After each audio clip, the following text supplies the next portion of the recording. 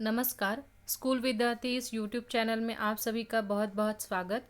मेरा नाम है सोनाली जाधव। स्कूल विद्यार्थी ये चैनल खास करके स्कूल गोइंग स्टूडेंट्स और उनके पेरेंट्स के लिए बनाया गया है ताकि उनको पढ़ने में थोड़ी हेल्प हो सके।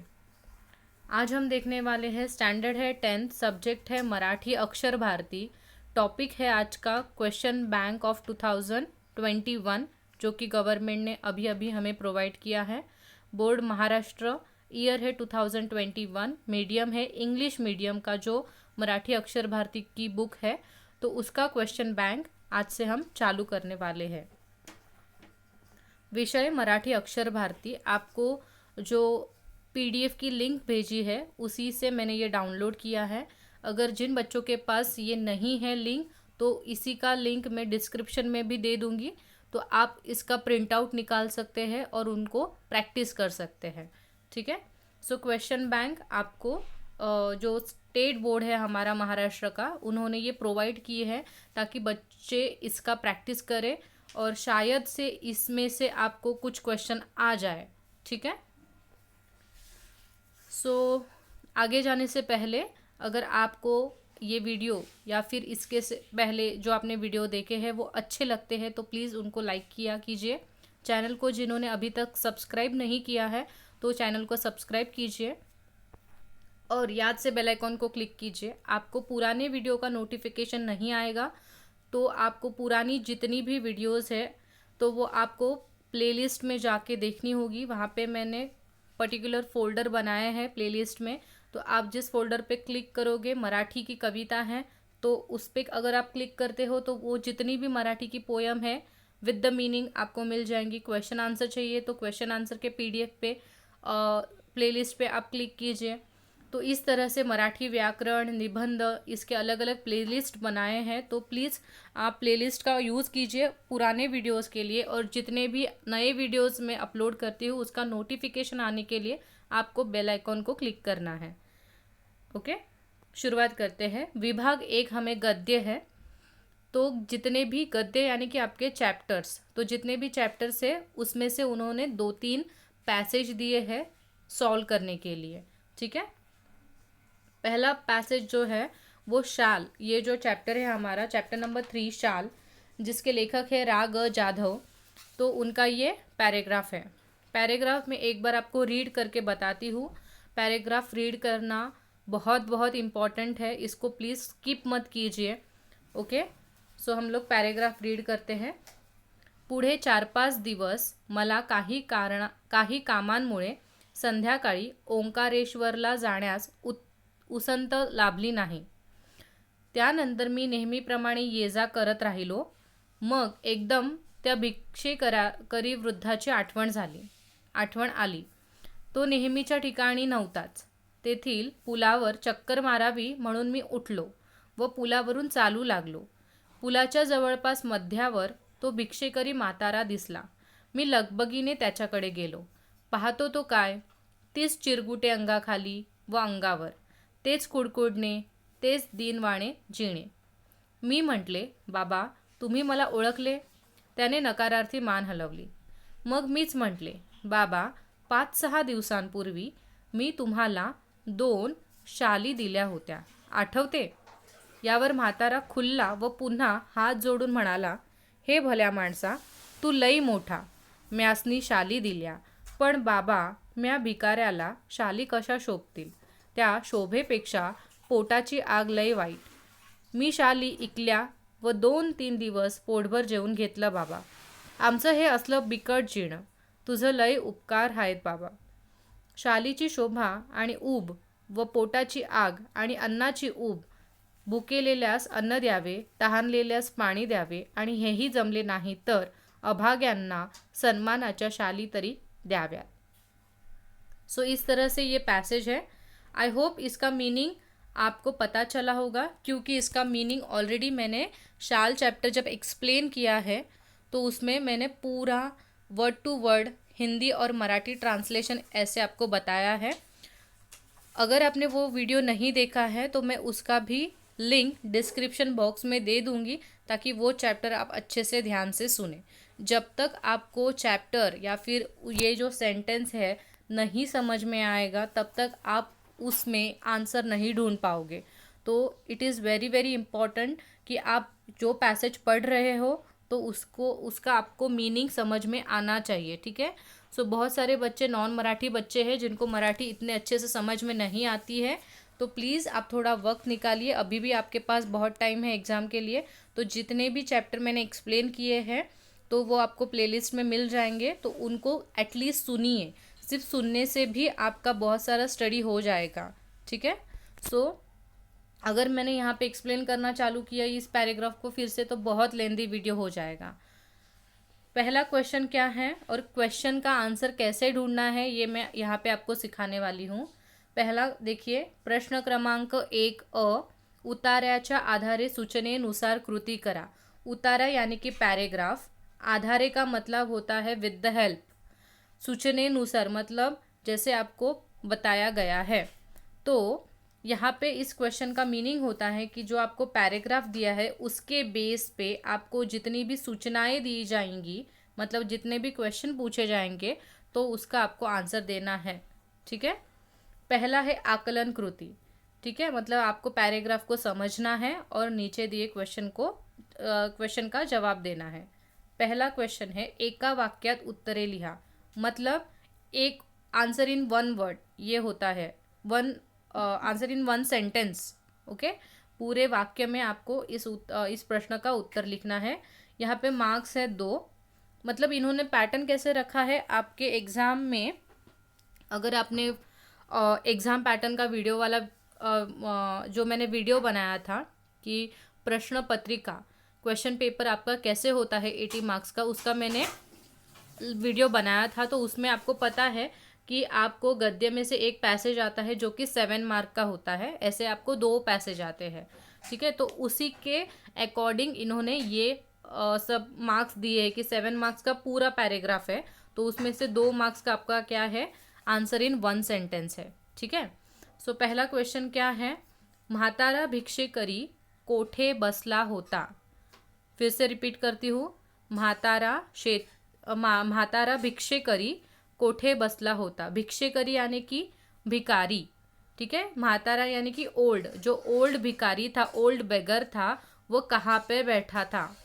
तो यहाँ पे हमने अभी पढ़ा है कि वो कहाँ पे बैठा था, पुलाच्या जवळपास मध्यावर तो भिक्षेकरी म्हातारा दिसला, मतलब वो वहाँ पे ही बैठा था, इसलिए लेखक को वहाँ पे वो दिखाई दिया, राइट। तो आपका आंसर आएगा पुलाच्या जवळपास मध्यावर, ये आपका इतना मेन आंसर है। मैंने आंसर्स वहाँ पे नीचे क्यों नहीं लिखे हैं, ताकि आपको एक आदत बने कि आपको आंसर पैराग्राफ से ढूंढना है, ठीक है, क्योंकि आपकी एक्टिविटी ही वो है। तो आपको उसके लिए प्रिपेयर करने के लिए मैंने यहाँ पे ये टेक्निक यूज़ की है कि मैं आपको खुद दिखाऊँ कि वो आंसर पैराग्राफ में कैसा है, क्योंकि एग्ज़ाम में क्वेश्चन पेपर में आपके सामने पैराग्राफ होगा, तो आपको अगर मैं यहाँ पे पैराग्राफ पे दिखाती हूँ आंसर तो आपको वो याद रहेगा कि हाँ यहाँ मैंने ये आंसर देखा था, ठीक है। सो यही आंसर आप यहाँ पे लिखोगे। ये जो कोठे शब्द है क्वेश्चन वाला वो निकाल दीजिए, वहाँ पे वो आंसर आएगा। म्हातारा भिक्षे करी,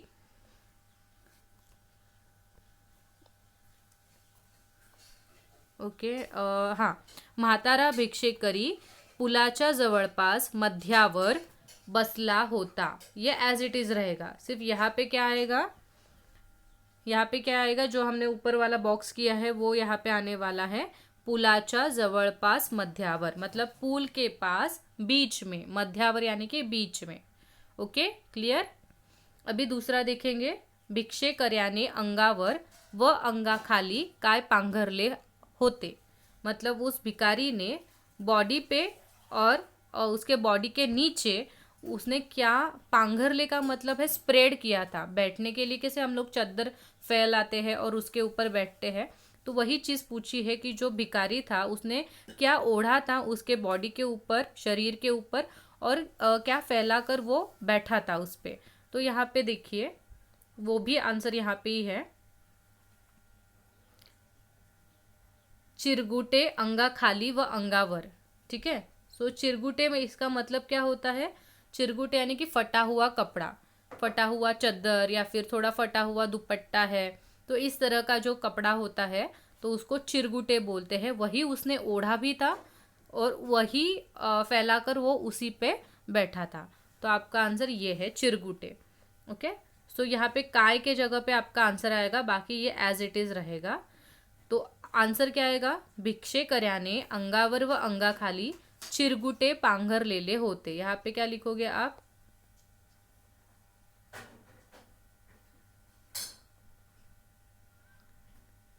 चिरगुटे। ठीक है, इस तरह से अगर आप एका वाक्यात लिखते हो तो आपका कहाँ पे भी मार्क्स जाता नहीं है। जिन बच्चों का ऐसा प्रॉब्लम होता है कि काना मात्रा उनका बहुत बार गलत हो जाता है, तो उनको मैं स्ट्रिक्टली यही एडवाइस दूंगी कि जो भी क्वेश्चन वाला शब्द होता है वो निकाल देने का, उसके जगह पे जो मेन आंसर होता है जो हम पैराग्राफ से एज इट इज़ देखते हैं उसको वहाँ पे रिप्लेस करने का, और ये जो बाकी का होता है ना वो एज इट इज़ लिखने का होता है। तो आपका आंसर नीट और क्लीन लगता है और आपकी स्पेलिंग मिस्टेक होती नहीं है, क्योंकि आप क्या कर रहे हो, देख के ही कॉपी पेस्ट कर रहे हो पर प्रॉपर वे में कर रहे हो। ठीक है, अभी ये हमें यहाँ हमारे 2 मार्क्स कंफर्म हो जाते हैं। आगे जाते हैं। आगे आपको आकृति बंध दिया है। आकृति बंध मतलब आपको एक यहाँ पे क्वेश्चन पूछा जाता है और उनके 4 क्या होते हैं, पॉइंट्स होते हैं, वो आपको पैराग्राफ से ही ढूंढ के यहाँ पे लिखना होता है। तो क्वेश्चन क्या है समझते हैं। शाली विकल्यावर भिक्षे कर्याने व्यक्त केलेला भावना, मतलब जो शॉल था लेखक ने किसको दिया था? उस भिखारी को दिया था, राइट। तो वो क्या करता है, भिखारी उसको बेच देता है। वो पहनता है क्या उस शॉल को? नहीं, वो बेच देता है। तो बेच देने के बाद वो उसकी भावनाएं क्या है, वो क्या शेयर करता है लेखक के साथ। ठीक है, तो वो यहाँ पे दिया है। यहाँ पे देखिए, इतना मैं आपको बताती हूँ, पहले पढ़ते हैं हम। यावर म्हातारा खुल्ला व पुन्हा हात जोडून म्हणाला, हे भल्या माणसा तू लई मोठा, म्यासनी शाली दिल्या, पण बाबा म्या भिकाऱ्याला शाली कशा शोभतील? त्या शोभेपेक्षा पोटाची आग लई वाईट, मी शाली इकल्या व 2-3 दिवस पोटभर जेवून घेतलं बाबा। आमचं हे असलं बिकट जीणं तुझं लय उपकार आहेत बाबा। इसका मतलब मैं बताती हूँ आपको कि जब वो शॉल को बेच देता है तो वो लेखक को क्या बोलता है कि हे भल्या माणसा, मतलब तुम बहुत ही ग्रेट हो, तू लई मोठा, मतलब तुम बहुत ही बड़े दिल के हो। म्यासनी शाली दिल्या, म्यासनी का मतलब है मुझे तुमने शॉल दिया, हाँ मतलब शॉल्स दिए। म्या भिकाऱ्याला शाली कशा शोभतील, मतलब मैं तो भिकारी हूँ तो मैं शॉल कैसे ओढ़ सकता हूँ, ठीक है, वो मुझे अच्छा नहीं होगा। और सबसे इम्पॉर्टेंट बात, शोभेपेक्षा पोटाची आग लई वाईट, मतलब मैं अच्छा कपड़ा पहनूं उससे ज़्यादा इम्पॉर्टेंट मुझे क्या है, भूख है मेरी। ठीक है, मुझे बहुत भूख लगती है और ये मेरे लिए सबसे महत्वपूर्ण समस्या है। मी शाली इकल्या, तो इसलिए मैंने शॉल को बेच दिया और उसमें से जितने रुपए आए मैंने 2-3 दिन पोट भर जेवून घेतला, मैंने 2-3 दिन बहुत अच्छे से पेट भर के खाना खाया उस पैसों से। ठीक है, सो इतनी सारी चीज़ें हैं जो भिखारी क्या कर रहा है, लेखक के साथ बोल रहा है, मतलब उसकी ये भावनाएं हैं जो भिखारी क्या कर रहा है आफ्टर सेलिंग शॉल्स, वो क्या कर रहा है, बता रहा है। तो यहाँ पे कोई भी वो 4 चीज़ें आप यहाँ पे लिख सकते हो जो हमने ऊपर पढ़ी। फॉर एग्जाम्पल ये लिख सकते हो, हे भल्या माणसा तू लई मोठा, ये पहला पॉइंट हो सकता है। सेकंड है म्यासनी शाली दिल्या, हाँ। नेक्स्ट आप लिख सकते हो की मी त्या शाली इकल्या आणि 2-3 दिवस पोटभर जेवून घेतलं, ये उसका फीलिंग है। और क्या बोल रहा है कि आमचं हे असलं बिकट जीणं, तो ये 4 लाइन आप लिख सकते हो। ठीक है, तो ये सब उसकी फीलिंग्स है, ये सब उसकी भावनाएं हैं, वो एज इट इज़ आप क्या कर सकते हो, लिख सकते हो। ठीक है, वहाँ पे आगे जाते हैं। जो आंसर आप पैराग्राफ से एज इट इज़ कॉपी करेंगे उसको मैं यहाँ पे लिख के नहीं दिखा रही हूँ, क्योंकि आपको पैराग्राफ से देखने, मतलब पैराग्राफ में ढूंढ के लिखने की आदत होनी चाहिए। इसके लिए आप पैराग्राफ सामने रखिए, एज पॉसिबल एज आप उसका प्रिंट निकालिए तो आपके वो सामने रहेगा। ठीक है, नेक्स्ट जाएंगे हम लोग स्वमत। ये मैं आपको लिख के बताती हूँ।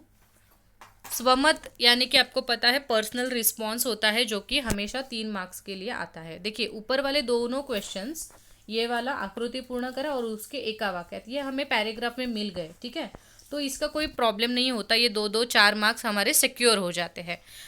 पर ये जो 3 मार्क्स होते हैं वो हमारा पर्सनल रिस्पॉन्स होता है। यहाँ पे देखा जाता है कि आपका मराठी कितना अच्छा है, आप कितने अच्छी तरीके से नीट और क्लीन लिखते हो, कितना ग्रामर मिस्टेक आप कम कर रहे हो, ठीक है। सो ये आपके ऊपर डिपेंड क्वेश्चन होता है। तो क्वेश्चन क्या है समजते हैं। पांघरण्यासाठी दिलेल्या शाली भिक्षेकऱ्याने विकल्या, त्याची ही कृती तुम्हास योग्य वाटते की अयोग्य, हे सकारण लिहा। तो इसका मतलब है कि लेखक ने जो शॉल उसको ओढ़ने के लिए दिया था ठंड में, तो उसने वो शॉल को बेचा। तो ये जो भिखारी ने बिहेव किया है, ये जो भिखारी ने कृति की है, तो वो आपको योग्य लग रही है कि अयोग्य लग रही है, आपको राइट लग रहा है या रॉन्ग लग रहा है, ये आपको बोलना है। तो आपका जो मत है आप उसको लिखना है येस और नो, और उसको इलेबोरेट भी करना है, मतलब आपको उसको एक्सप्लेन भी करना है, ठीक है। सो मैंने क्या किया है, येस मुझे राईट लगा है, ठीक आहे। लेखकाने एका भिकाऱ्याला थंडीपासून वाचण्यासाठी 2 शाली दिल्या, त्या 2 शाली त्या भिकाऱ्याने विकून त्या पैशातून अन्न विकत घेतले, त्या अन्नातून त्याने त्याची भूक भागवली। त्या भिकाऱ्याला शरीराच्या उभेपेक्षा अन्नाची गरज जास्त वाटत होती, त्यामुळे त्याने जास्त विचार न करता त्या शाली विकल्या, त्यामुळे मला भिकाऱ्याने केलेला शालीचा उपयोग योग्य वाटतो। देखिए मैंने लास्ट में लिखा है, हाँ ये मुझे राइट लग रहा है कि ठीक है कि उसने वो शॉल पहनी नहीं पर उसने बेच दी। तो जब मुझे ये सही क्यों लग रहा है, क्योंकि उस जो बेगर ने, उस भिखारी ने उसके एक्ट का एक्सप्लेनेशन प्रॉपरली दिया है कि मैंने ऐसे क्यों किया है, क्योंकि मुझे भूख बहुत लगी थी और ठंड में एक बार सह सकता हूँ पर मैं भूख नहीं सह सकता, इसके लिए मैंने भूख को मिटाने के लिए वो शॉल को बेचना प्रिफर किया। तो यही चीज़ आपको मराठी में लिखनी है। तो मैंने स्मॉल स्मॉल सेंटेंस बनाए हैं। तो देखिए कोई भी आंसर आप डायरेक्टली नहीं लिखते हो, थोड़ा सा बैकग्राउंड आपको देना पड़ता है। तो थोड़ा स्टार्टिंग में वही लिखने का जो चीज़ होती थी की लेखकाने एका भिकाऱ्याला थंडीपासून वाचण्यासाठी 2 शाली दिल्या। लेखक ने उस भिखारी को 2 शॉल दिया था ठंड से बचने के लिए, राइट। त्या 2 शाली भिकाऱ्याने विकून त्या पैशातून अन्न विकत घेतले। भिखारी ने क्या किया, वो जो 2 शॉल थे वो क्या किया, विकून यानी कि बेच दिया, और उसमें से जितने पैसे मिले उसने क्या लिया, अन्न यानी कि फूड लिया और फूड खाया। त्या अन्नातून त्याने त्याची भूख भागवली, मतलब उस अन्न को खाकर उसने उसकी जो भूख थी वो मिटा दी। बाद में क्या बोला है कि भिकाऱ्याला शरीराच्या उभेपेक्षा अन्नाची गरज जास्त, मतलब भिखारी को वो गर्माहट, ऊब यानी कि क्या होता है, ऊब का मतलब गर्माहट, वो जो गर्माहट है वो कोजीनेस है, उससे अच्छा उसको क्या महसूस हो रही थी, किसकी नीड, किसकी ज़रूरत महसूस हो रही थी, अन्न की ज़रूरत महसूस हो रही थी। त्यामुळे त्याने जास्त विचार न करता त्या शाली विकल्या, और इसीलिए उस भिखारी ने क्या किया, ज़्यादा कुछ सोचा नहीं और क्या किया, वो शॉल को बेच दिया। तो मुझे ये लगता है, मुझे ये सही लगता है। अगर हम लोग भिखारी के बारे में उसका एक्सप्लेनेशन देखें तो food is very very important thing, तो मुझे ये उसका जो एक्ट है वो सही लगता है, ये मैंने यहाँ पे एक्सप्लेन किया है, ठीक है। और इसका PDF जो है मैं डिस्क्रिप्शन बॉक्स में दे दूँगी, ताकि ये आंसर आपको मिल जाए, आप उसको बाद में आराम से बैठ के लिख सकते हो। ये खुद लिखना होता है आंसर, इसके लिए मैंने आपको यहाँ पे लिख के दिया है। यहाँ पे आपका 7 मार्क का एक पैसेज कंप्लीट हो जाता है। अभी आगे उन्होंने नेक्स्ट चैप्टर लिया है, जो कि है आपका चैप्टर नंबर शैल चैप्टर का ही दूसरा पैसेज लिया है। देखिए फिर से वही है कि उतार्याच्या आधारे सूचनेनुसार कृती करा, चौकटी पूर्ण करा है। पहला में था हमें एका वाक्यत, यहाँ पे एका वाक्यत नहीं दिया है, उन्होंने चौकटी पूर्ण करा, मतलब जो फिल इन द ब्लैंक्स है वो आपको कंप्लीट करना है, बॉक्स में आंसर लिखना है। यहाँ पे भी आपको 2 मार्क्स दिखाई दे रहे हैं। प्रत्येक कार्यक्रमात सन्मान म्हणून दिले जाते और लेखक वाईला येथे राहतात, ये 2 क्वेश्चन है। पर क्वेश्चन करने से पहले हम लोग क्या करेंगे, पैसेज को पढ़ेंगे, ठीक है। एकदा मी पु ल देशपांडे यांच्याकडे काही एक निमित्ताने गेलो होतो. काम झाल्यावर मी निघण्याच्या बेतात होतो. तेवढ्यात सुनीताबाईंनी मला थांबवले व विचारले, तुम्हाला शाल दिली तर चालेल काय? मी एका पायावर हो म्हटले. पु ल व सुनीताबाई यांनी मला शाल द्यावी हा मला मोठा गौरव वाटला. ती शाल मी माझ्या खोलीतल्या सुटकेसमध्ये ठेवून दिली. वापरली मात्र कधीच नाही. पुढे वाईला विश्वकोशाचा अध्यक्ष म्हणून मी गेलो. तिथे नदीकाठच्या पाठशाळेच्या खोलीत मी राहत असे. खोलीच्या दक्षिणेकडील खिडक्या कृष्णा नदीच्या चिंचोळ्या प्रवाहावर होत्या. थंडीच्या दिवसात एक बाई माझ्या खिडकीखालील घाटाच्या छोट्या तटावर तिचे छोटे मूल एका टोपलीत ठेवून मासे पकडण्याच्या उद्योगात होती. तिचे बाळ कडाक्याच्या थंडीने कुडकुडत रडत होते, पण आई तिकडे बघतही नव्हती. मला मात्र राहावले नाही. मी सुटकेसमधील पुलकित शाल काढली, 5-50 रुपयांच्या नोटा काढल्या व त्या बाईला हाक मारली. खिडकीतून ते सर्व खाली दिले आणि म्हटले, त्या बाळाला आधी शालीत गुंडाळ आणि मग मासे मारत बैस. या घटनेची ऊब पुलकित शालीच्या उभेपेक्षा अधिक होती. कविवर्य नारायण सुर्वे खूप सभा संमेलने गाजवत. पुढे ते साहित्य संमेलनाचे अध्यक्षही झाले. परिणामतः त्यांच्या कार्यक्रमांना अहोरात्र भरतीच असे. प्रत्येक कार्यक्रमात सन्मानाची शाल व श्रीफळ त्यांना मिळत राही. एकदा ते मला म्हणाले, या शाली घेऊन घेऊन मी आता शालीन बनू लागलो आहे. ओके, सो ये पैराग्राफ हमारा यहाँ पे कंप्लीट हो चुका है. इसका भी एक्सप्लेनेशन मैंने शाल चैप्टर में दिया है आपको प्रॉपरली. सो पहला क्वेश्चन ऊपर था हमारा, प्रत्येक कार्यक्रमात सन्मान म्हणून दिले जाते. मतलब हर कार्यक्रम में, हर फंक्शन, कार्यक्रम यानी कि फंक्शन, हर फंक्शन में सम्मान मतलब एक सम्मान करते हैं हम लोग. ठीक है, सो उसके लिए क्या दिया जाता है? क्या दिया जाता है यहाँ पे देखिए, सम्मान के लिए शाल आणि श्रीफळ, ये आंसर है. शाल व श्रीफळ. शाल मतलब जो ओढ़ते हैं शॉल वो, और श्रीफल का मतलब होता है नारियल. ठीक है, जब भी किसी का आपको सम्मान करना होता है, या फिर आपने भी देखा होगा आपके स्कूल में जितने भी फंक्शन है, सोसाइटी में जितने फंक्शंस होते हैं, तो आपके एरिया में जितने बड़े बड़े फंक्शंस होते हैं, जो मुख्य जो होता है गेस्ट होता है, चीफ गेस्ट हमारा, तो उसको हम लोग क्या देते हैं, एक शॉल देते हैं, फूलों का गुच्छा देते हैं, और एक श्रीफल यानी कि नारियल भी दिया जाता है. वो शुभ माना जाता है. तो यही आपका आंसर है, शाल व श्रीफळ. ठीक है, यहाँ पे नेक्स्ट है, लेखक वाईला येथे राहत होते. वाई एक प्लेस का नाम है. ठीक है, सो लेखक जब वाई गए थे तो वो कहाँ पे रह रहे थे, तो यहाँ पे ही है. पुढे वाईला विश्वकोशाचा अध्यक्ष म्हणून मी गेलो होतो. विश्वकोश के वो अध्यक्ष थे, इसके लिए वो वाई नाम के प्लेस पे गए थे. तो वो कहाँ पे रह रहे थे, तो यहाँ पे आंसर देखिए, यहाँ पे है, तिथे नदीकाठच्या प्राज्ञशाळेच्या खोलीत मी राहत असे. तो मी के जगह पे क्या लिखना है आपको, लेखक राहत असे. पर हमें आंसर एक वाक्य में लिखना नहीं है, तो आपका आंसर छोटा होना चाहिए. तो नदीकाठच्या प्राज्ञशाळेच्या खोलीत, ये आपका आंसर आएगा. ठीक है, नदी के किनारे पे जो प्राज्ञ पाठशाला थी उसके रूम में मैं रह रहा था. तो इतना ही आपका आंसर आएगा. कुछ बच्चे क्या करेंगे, ये वायु शब्द ढूंढेंगे यहाँ पे, क्योंकि कुछ बच्चों का ऐसा माइंडसेट होता है कि हाँ यहाँ पे कौन सा शब्द है, वाई, चलो यहाँ पे ढूंढते हैं कहाँ पे है वाई, इनको मिल जाता है वाई यहाँ पे, और ये आगे का ही वो वहाँ पे लिख के आते, क्योंकि उनको कुछ मीनिंग ही समझ में आता नहीं है. उनको यही एक ट्रिक मालूम होती है कि वही शब्द पैराग्राफ में ढूंढने का, उसके आगे पीछे ही आंसर होता है. तो प्लीज़ ऐसा मत कीजिए, क्योंकि मराठी में सब जगह पे ऐसा नहीं चलता है. तो आपका आंसर इस पूरे वाक्य में है ही नहीं है. आपका आंसर नेक्स्ट वाक्य में है, नदीकाठच्या प्राज्ञशाळेच्या खोलीत. ये आंसर आपका यहाँ पे आने वाला है. ठीक है, नेक्स्ट है आकृतिबंध पूर्ण करा. कुडकुडणारे बाळ पाहून लेखकाने केलेल्या कृती. कुडकुडणारे का मतलब शिवरिंग, शिवरिंग करना मतलब ठंड से कपकपाना. तो जब लेखक ने उस ठंड से कपकपाते हुए छोटे बच्चे को देखा, तो लेखक ने क्या कृति किया, मतलब लेखक ने क्या क्या एक्शन किया उसके बाद में.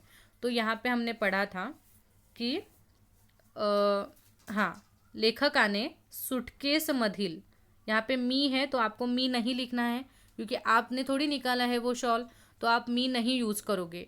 ठीक है, वहाँ पे आप क्या यूज़ करोगे, लेखक उसके बारे में बोल रहा है तो लेखकाने ऐसे आपको लिखना है। बहुत बच्चे इसमें गलती कर देते हैं। कभी भी आंसर लिखते समय सर्वनाम का उपयोग नहीं करना है। मी ये सर्वनाम है, मी किसके लिए बोला है, लेखक के लिए बोला है कि नहीं, तो आपको यहाँ पे लेखक ने ऐसा लिखना है। लेखक ने सूटकेसमधील पुलकित शाल काढली, ये उसका पहला ॲक्ट हुआ। सेकंड क्या किया उसने, 5-50 रुपयांच्या नोटा काढल्या, ये सेकंड ॲक्शन उसने किया। त्या बाईला हाक मारली, मतलब ये थर्ड ॲक्शन किया। खिड़कीतून ते सर्व काही दिले, मतलब ये उसका फोर्थ एक्शन है कि विंडो में से उसने सभी चीज़ें, वो शॉल और वो 5-50 रुपये वो दोनों दे दिए।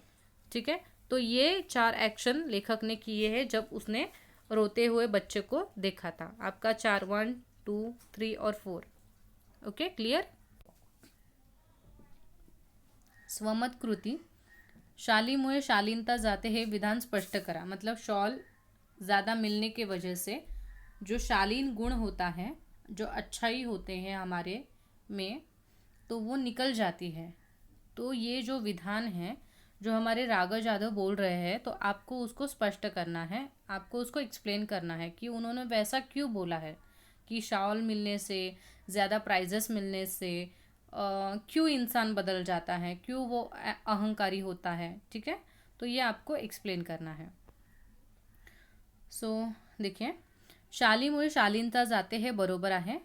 तो हमें भी वो एग्री करना चाहिए कि सच में कभी कभी क्या हो जाता है कि ज़्यादा प्राउड भी हमें हानिकारक हो जाता है, हम लोग ओवर कॉन्फिडेंट हो जाते हैं। ठीक है, तो वही चीज़ आपको मराठी में लिखनी है कि शालीमुळे शालीनता जाते हैं बरोबर है। ज़्यादा शाल मिलने से हमारा जो शालीनता होता है, जो नेचर होता है, वो क्या हो जाता है, खराब हो जाता है।